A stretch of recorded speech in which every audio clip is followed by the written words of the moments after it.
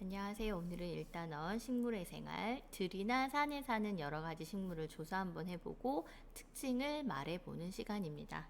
교과서는 14쪽, 15쪽, 실험 관찰은 8쪽을 준비합니다.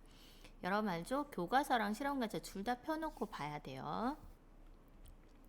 자, 우리 그러면 들이나 산에는 여러 가지 식물이 살고 있고 우리는 많이 보기도 했어요. 들이나 산에 가본 적은 여러분 있죠. 근데 최근에는 아마 가기가 쉽지 않았을 것 같아요. 특히 요즘은 코로나19로 인해 조금 더 외출을 자제하는 분위기라서 최근에는 못 가봤을 수도 있는데 예전에 갔던 경험을 떠올려서 들이나 산에서 본 게 있는지, 그리고 들이나 산에서 식물을 본 적이 있는지, 식물을 봤으면 저는 어떤 식물이 떠올라요, 뭐 이런 것들을 여러분이 한번 직접 말해보기 바랍니다. 여기 지금 회색으로 보이는 칸이 다 채워질 때까지 막 얘기하는 소리가 들린 것 같아요. 뭐 식물은 봤는데 이름을 모르겠어요 라는 말도 들려오는 것 같아요. 사실 선생님도 식물은 잘 모르긴 하거든요. 여러분 다 잘 말해보았나요? 이렇게 들이나 산에서 식물을 봤던 경험을 떠올리면서 이번 단어 이제 수업을 시작해 보도록 하겠습니다. 교과서 14쪽, 15쪽이 다 준비가 되었죠? 자, 우리는 그러면 이제 조사 활동을 할 거예요. 들이나 산에 사는 식물을 조사하는데요. 필요한 곳으로는 식물 도감과 시리가 자꾸 답을 안 해요. 불렸어. 식물 도감과 스마트 기기로 검색을 하면 좋은데요. 우리는 지금 원격 수업 주간이기 때문에 어차피 여러분 지금 컴퓨터나 휴대폰으로 보고 있죠. 선생님이 그래서 이제 어떻게 학습할 수 있는지 조사하는 사이트도 선생님 좀 알려주려고 해요. 집에 식물 도감이 있는 친구들은 식물 도감으로 하면은 그게 가장 좋긴 할 것 같아요. 집에 식물 도감이 있는 친구들은 지금 영상을 잠시 멈추고요. 식물 도감책을 가지고 오세요. 자, 모두 준비가 되었다면 우리는 1번 들이나 산에 사는 식물의 특징을 조사해 볼 거예요. 특징을 조사해 보고 조사한 식물을 풀과 나무로 분류를 해보고 마지막으로 들이나 산에 사는 식물의 특징을 한번 같이 정리해 보려고 합니다. 그런데 이제 여러분 우리 1번을 하려고 봤더니 들이나 산에 사는 식물은 사실 너무나 다양하죠. 그래서 굉장히 다양하게 나올 수 있는데 여러분이 또 저는 식물이 기억이 안 나요 하는 친구들도 있을까봐 조금 공통적으로 찾을 수 있는 것들을 알려주려고 해요. 교과서를 한번 보도록 하겠습니다. 교과서에는 강아지 풀과 민들레와 토끼풀과 명화주가 지금 나와 있고요. 또 15쪽 그림을 보면 떡갈나무와 소나무와 밤나무가 제시되어 있어요. 그래서 여러분은 여기 7가지 중에서 여러분이 한 4가지 정도를 골라서 이제 조사를 한번 해보도록 하겠습니다. 선생님 저는 이 7가지 말고 제가 알고 있는 걸로 꼭 하고 싶어요 하는 친구들은 자기네가 조사하고 싶은 풀과 나무로 해도 좋습니다. 자, 그러면 조사하는 방법이에요. 여러분이 아이고 선생님 키를 잘못 눌렀네요. 자, 어디든지 간에 뭐 네이버든 구글이든 거기 검색창에 이렇게 식물 도감이라고 여러분이 검색을 하게 되면 이렇게 사이트가 나옵니다. 바로 처음에 보이는 사이트예요. 그래서 이 사이트로 들어가게 되면 바로 이런 화면이 보여요. 근데 선생님이 여기에서 어른들이랑 여기 검색창에 바로 강아지 풀을 넣어서 검색해 봐도 좋긴 한데 선생님이 읽어봤더니 내용이 여러분한테는 좀 많이 어려워요.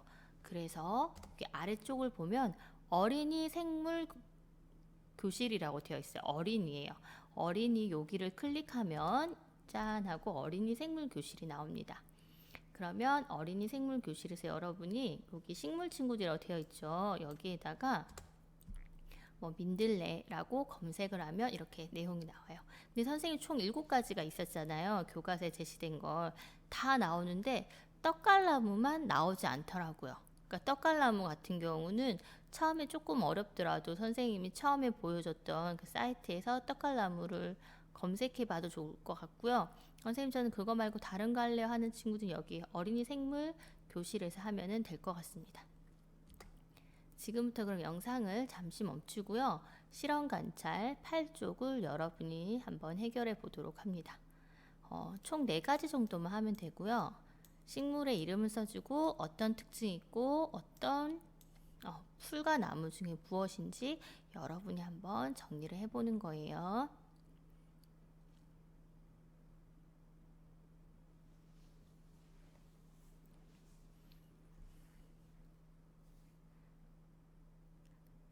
영상을 잠깐 멈출 때 이 학습터가 이제는 로그아웃이 잘 안 되긴 하는데 혹시 모르니까 마우스로 툭툭 한번 건드려주고 자동으로 로그아웃 되지 않게 해주세요. 그리고 여러분 이거 찾으면서 들어주세요. 가끔 진도율이 0%가 나오는 경우가 있는데요. 그게 여러분이 우리가 이렇게 학습 영상을 올리면 새로 하나 창이 뜨잖아요. 그러니까 그 학습을 다 하면 그 창을 지워야 되는데 우리가 이 학습터 처음에 로그인했던 창 있죠. 그 창을 끄게 되면은 진도율이 가끔 0이 나올 수도 있대요. 그래서 그 부분도 조금 주의를 해주면 좋을 것 같아요. 자, 선생님 이런 얘기를 하는 동안 여러분은 아마 다 찾았을 것 같아요. 그럼 실험 관찰 8쪽입니다. 들이나 산에서 사는 식물을 조사하고 그 식물의 특징을 쓰고 풀과 나무로 분류해 봅시다. 선생님이 찾은 건 예시 답안이에요. 그러니까 이거는 꼭 정확하지 않아요. 여러분이 더 다양하게 찾을 수도 있는데 그건 찾은 건 그대로 쓰면 되니까 고민하지 않아도 될 것 같습니다. 근데 대신 풀과 나무는 조금 정확해요. 나무를 풀이라고 쓰고 풀을 나무라고 쓴 경우만 여러분이 고쳐주면 될 것 같습니다. 선생님은 어린이 생물 교실에서 민들레를 찾았어요. 그랬더니 잎이 침 모양이며 무잎처럼 길게 갈라진다. 꽃은 노란색이고 풀이다라는 걸 알 수 있었고요.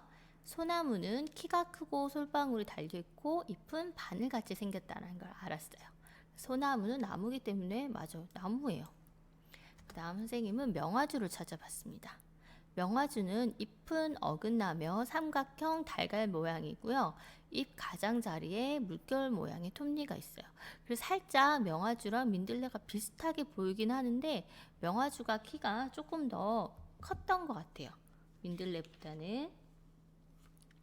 그리고 또 선생님은 밤나무를 찾아봤어요. 밤나무는 잎이 긴 타원형으로 밤나무 역시 잎에 물결 모양의 톱니가 있다고 해요. 그리고 꽃은 흰색이고 밤나무니까 나무입니다. 그죠? 선생님 이거는 어린이 생물 교실에서 찾은 내용을 적었어요. 여러분도 자기가 찾은 식물을 적어도 좋고요. 선생님 저는 찾기가 조금 어려웠어요. 혹은 어린이 생물 교실 잘 찾았는데 특징이 적기가 어려워서 이걸 보고 조금 정리할 걸 하는 친구는 지금 영상을 멈추고 이 내용을 정리해 줘도 좋을 것 같습니다. 자, 이렇게 해서 우리 조사 활동은 잘 해본 것 같아요. 그러면 이제 두 번째 활동으로 이제 좀 넘어가 보도록 하겠습니다.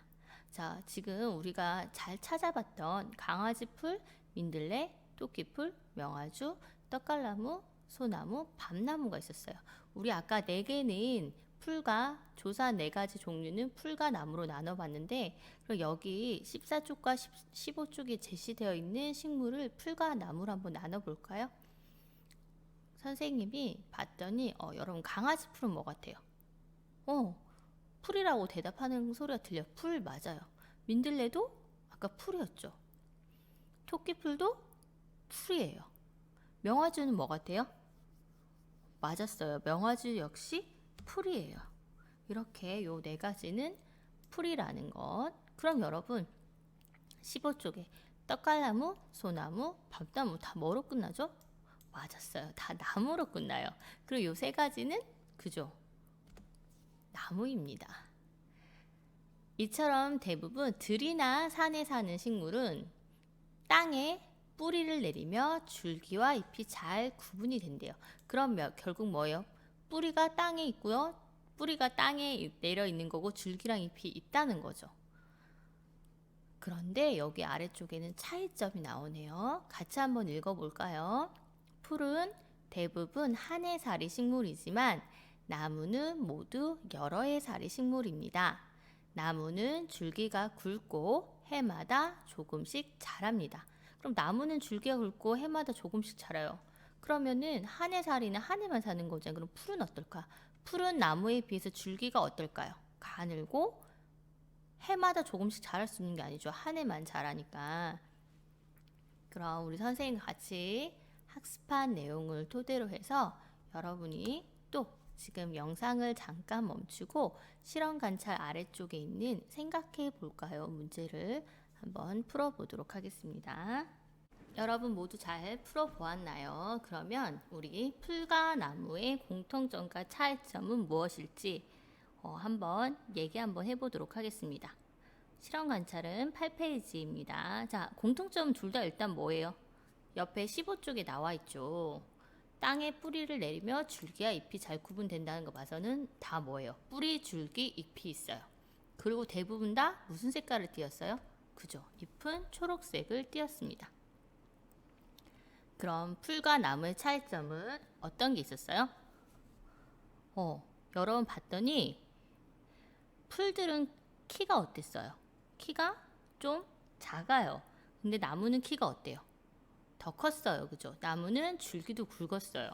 자, 그래서 풀은 나무보다는 키가 작고 줄기가 나무보다 가늘고 대부분 한 해 살이 식물입니다. 그럼 나무는 이와 반대로 풀보다 키가 크고요. 줄기가 풀보다 굵고 모두 여러 해 살이 식물이다라는 거예요.